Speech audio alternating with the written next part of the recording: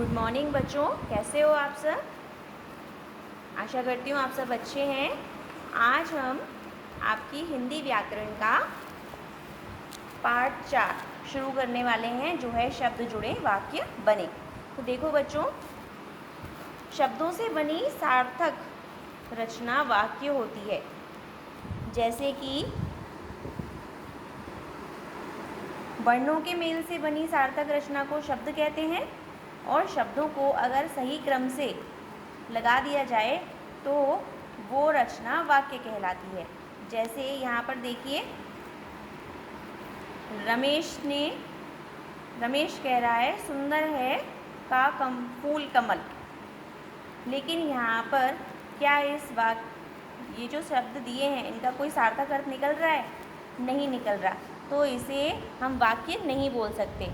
ऐसे ही कह रहे सच हो तुम, क्या ये सही बन रहा है? नहीं बन रहा। लेकिन अगर हम इन्हीं शब्दों का क्रम बदल दें, उनको सही तरीके से लगा दें, तो एक वाक्य बन जाएगा। कैसे? कमल का फूल सुंदर है, अब ये एक सार्थक रचना हो गई, तो इसे हम वाक्य बोलेंगे। ऐसे ही तुम सच कह रहे हो, ये भी एक वाक्य बन गया, क्योंकि इसमें हमने शब्दों को सही क्रम में लगा दिया है।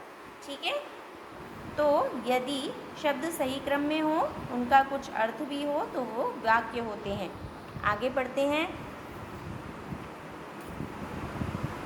यहाँ पर आपको अशुद्ध वाक्य दिए हैं, यहाँ शुद्ध वाक्य दिए हैं। लाते पिताजी हैं मिठाई, तो इसको अगर हम सही वाक्य बनाना चाहते हैं तो क्या होगा? पिताजी मिठाई लाते हैं।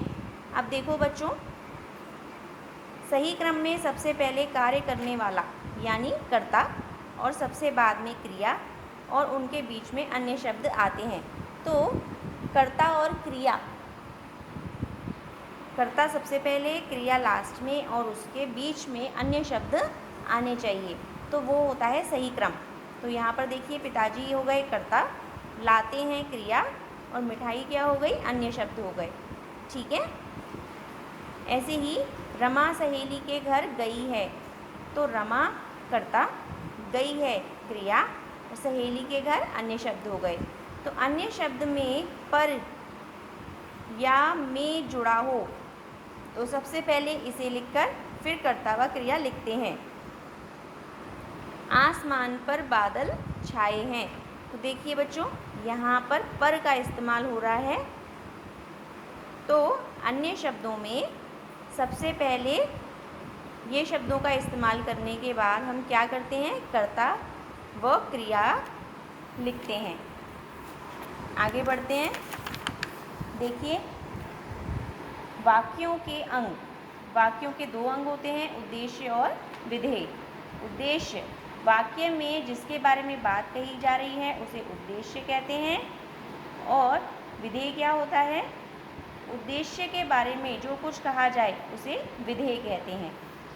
जैसे आप यहाँ पर देख सकते हो, लड़का गाना गा रहा है, किसके बारे में बात की जा रही है? लड़के के बारे में। तो लड़का हो गया उद्देश्य, और गाना गा रहा है, तो उसके बारे में जो बात की जा रही है, वो गाना गा रहा है, ये बात की जा रही है लड़के के बारे में, तो ये हो गया विधेय। ऐसे ही माँ खाना बनाती है, माँ उद्देश्य, खाना बनाती है विधेय। गाय घास खाती है, गाय उद्देश्य, घास खाती है विधेय। ठीक है। तो इस तरीके से हमारे उद्देश्य और विधेय होते हैं। अब नेक्स्ट क्लास में आपके पास